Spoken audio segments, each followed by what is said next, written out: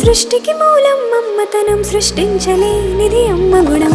అమ్మ పాడే జోల పాట అమృతాని కన్న తీయంట.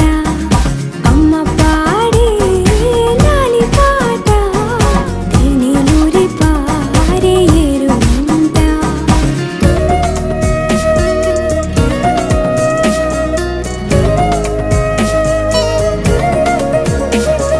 నింగిని తాకే మేడలకి పునాది రాయి అమ్మా, అందం పొందిన ప్రతిశిలకి యులిగాయం అమ్మా.